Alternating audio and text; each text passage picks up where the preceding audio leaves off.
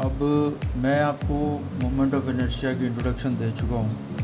आगे मैं आपको समझा रहा हूँ कि इसमें कुछ हमारे पास थ्योरम्स होती हैं मोमेंट ऑफ इनर्शिया की, और एक चीज़ होती है पोलर मोमेंट ऑफ इनर्शिया, और ये कैसे निकाला जाता है। प्लस मैं आपको ये बताना चाहिए कि रेडियस ऑफ गायरेशन क्या चीज़ होती है। तो मैं यहाँ पर सबसे पहले आपको बताता हूँ कि पोलर मोमेंट ऑफ इनर्शिया क्या होता है। पोलर मोमेंट ऑफ इनर्शिया, जैसे आपने अभी देखा कि कोई ऑब्जेक्ट है, मान लीजिए ये राउंड ऑब्जेक्ट है, तो इसमें एक एक्सिस होती है ये वाली एक्सिस, एक ये वाली, और एक एक्सिस होती है ये जो कि है जेड एक्सिस। ये हमारे पास ये जेड एक्सिस जो है, ये आप देख सकते हैं, ये पेपर के परपेंडिकुलर है। तो ये ऐसे हमारे पास एक्स एक्सिस है, ये वाई एक्सिस है, और ये जेड एक्सिस है। तो यहाँ पर आप ये देखेंगे कि पोलर मोमेंट ऑफ इनर्शिया, जिसको हम जे कहते हैं, जे बेसिकली आई जेड जेड होता है, और किसी भी ऑब्जेक्ट के अंदर जो आई जेड जेड हुआ वो आई एक्स एक्स प्लस आई वाई वाई होता है। अगर आप आई एक्स एक्स और आई वाई वाई को जोड़ देंगे तो आप आई जेड जेड आपको मिल जाएगा उस पॉइंट पे जिसके अबाउट आपने ओरिजिन लिया। इस चीज़ को पोलर मोमेंट ऑफ इनर्शिया कहा जाता है। ठीक है, पहली चीज़ तो यही है। दूसरी क्वांटिटी जो पूछी जाती है वो है रेडियस ऑफ वायरेशन। रेडियस ऑफ वायरेशन क्या चीज़ होती है? देखिए, एक मेरे पास ऑब्जेक्ट है, उसका कोई एरिया है ए, और उसमें दो एक्सिस हैं, एक्स एक्स और वाई वाई, और मेरे पास इसी एरिया का एक स्ट्रिप भी है, एक ऐसे रेक्टेंगुलर स्ट्रिप है जो कि इस एक्सिस से वाई डिस्टेंस दूर है। तो according to definition radius of gyration, जो इसका moment of inertia about X axis है, इसमें ये एक्स एक्सिस है, इसका moment of inertia about I X X जो है वो इसके मोमेंट ऑफ इनर्शिया के बराबर है। अब इसमें आप देखेंगे कि मोमेंट ऑफ इनर्शिया, इसके अंदर हमें कैलकुलेट करना पड़ेगा, और उसमें कोई सिमिट्री नहीं है। हम ये मान के चलते हैं कि इसका एरिया और इसका एरिया दोनों का सेम है, तो आई एक्सेस बाय द डेफिनेशन ये जो टर्म है ये निकाली जाती है। तो इसका अगर आई एक्स एक्स आता है तो ये हमारे पास जो इसका आई एक्स एक्स होगा वो होगा के स्क्वायर, के वाई स्क्वायर कह सकते हैं आप इसमें, इस कंडीशन में ये हमारा वाई एक्सिस है, के Y square into d A, या फिर आप सिंपली इसको ऐसे भी लिख सकते हैं, के स्क्वायर इंटू ए आई एक्स एक्स। अगर यहाँ पर हम एक्स एक्स ले रहे हैं तो यहाँ पर के की जगह वाई आएगा। ठीक है, तो के वाई इज इक्वल टू हमारे पास क्या आ जाएगा,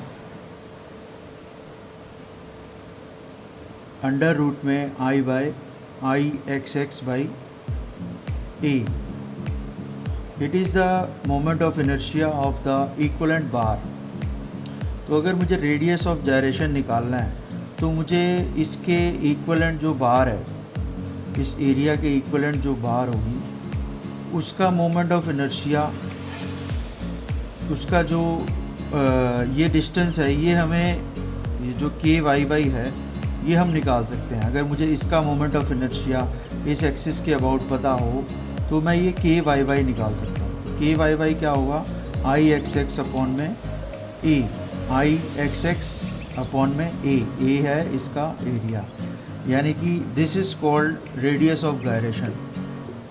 रेडियस ऑफ गायरेशन, अब ये जो है ये के एक्स में भी होता है, under root I Y Y divided by A. ये है हमारा by definition radius of gyration, ये चीज़ होती है। ठीक है, और अगर आप वाई एक्स एक्स की बात करें तो इसमें स्ट्रिप जो है वो इस तरीके से रहेगी, और ये जो डिस्टेंस है ये हमारे पास ये डिस्टेंस रहेगा के एक्स, और इसका एरिया भी क्या रहेगा ए।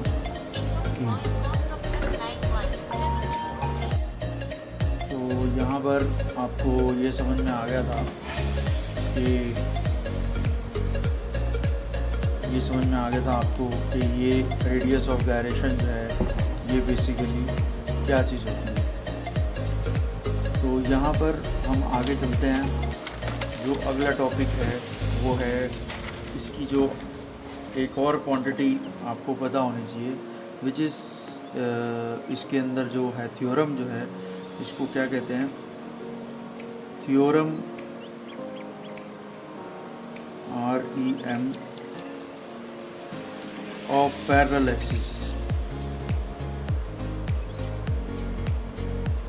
या parallel axis theorem of parallel axis. ये बोलती है कि अगर एक बॉडी है, एक बॉडी का, देखिए ध्यान से सुनिए, ये जो है एक बॉडी है, इसमें हम कहीं भी कोई पॉइंट ले लेते हैं और मुझे उस पॉइंट से हमें IXX निकालना है, और यहाँ पर कहीं पर इसका CG लाई करता है, यानी कि X बार Y बार इसका जो CG है यानी कि सेंटर ऑफ ग्रेविटी लाई करता है।